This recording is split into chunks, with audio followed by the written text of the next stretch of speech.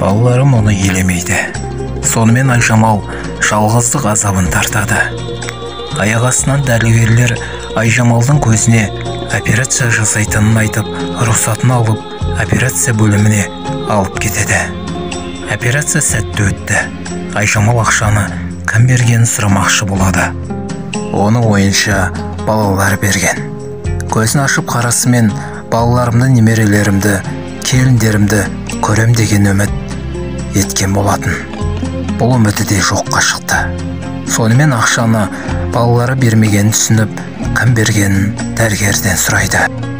Дәрігердің айтуы бойынша балалық шағын өткізген Мейірім балалар үйінің директорының жалғыз баласы Бекжан Айжамал жайлы әкесінен көп естіген.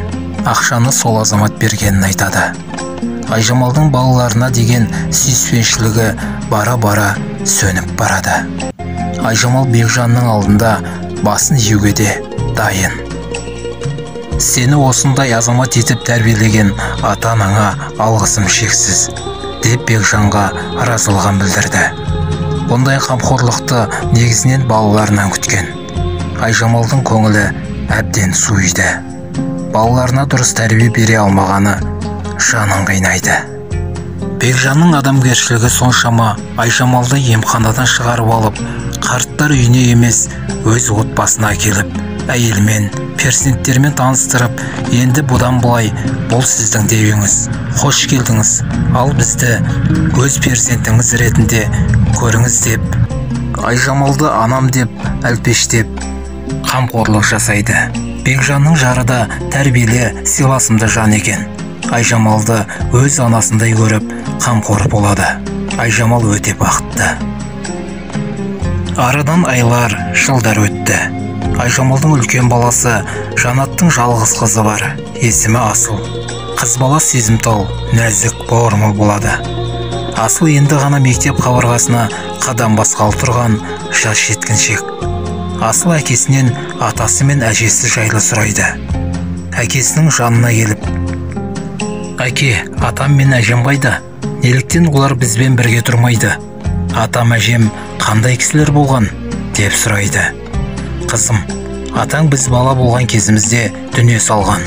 Ал әжең қарттар үйіне кетем деп қоймаған соң апарып тапсырдық. Ал қазір неге әжеме бармайсыздар? Неге хабар алмайсыздар? Өйткені әжең біздің барғанымызды қаламайды» деп қызына жалған сөйлейді. «Әке, мені әжеме апаршы, мен әжемді көргім келеді. Апаршы мені, апаршы» деп қоймай қояды. «Асыл, менің уақытым тығыз, кейінірек апарамын, жарай ма?» «Жоқ, бүгін апаршы, бүгін барғым келеді. Үйімізге әжемді әкелемін» деп қырсығып еді. Әкесі Асылға айғайлап жіберіп: «Қолым бос емес дедім ғой саған» деп шығып кетті. Жанат қызын анасымен кездестіргісі келмеді. Айжамалдың екінші ұлы Қанаттың жұмыс істейтін орны дағдарысқа ұшырап, жұмысы артқа кетіп барады. Ақыр соңында жұмыссыз қалады. Жанұясы таршылық көре бастап, отбасында ұрыс, жанжал көп болатын болды. Әйелі жұмыс істемейді, үйде отырады. Ал үшінші ұлы Әлидің қайғысы күннен күнге артып барады. Себебі Әлидің үйленгеніне біраз уақыт өтсе де перзенті жоқ. Өзімен жасты достарында 3-4 перзенттен бар.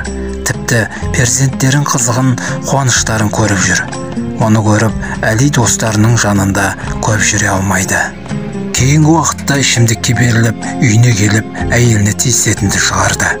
Әрине, перзентсіз өмір бос, қызық өтпейді. Өмірдің мәні де, сәні де перзент қой. Әли перзентті болмағанына қайғырып, неліктен өміріміз бұлай болды, неге жұмысымыздың бәрі артқа кетіп барады деген сұрақтарды өзіне көп қояды. Бәлкім бізді әлпештеп, суықта жылытып, күні-түні дем алмай, бізді асыраймын деп жүгірген анамызға жасаған қорлығымыздан болар. Апашым, кешірші бізді деп жылап өзегін өкініш өрті есіп барады. Неге сол кезде апама қамқорлық жасамадық, қазір қайда екен, жағдайы қалай? Жоқ, бұлай отыра беру жарамас, мен апамды үйге әкелемін, енді қарттар үйіне бармайтын болады.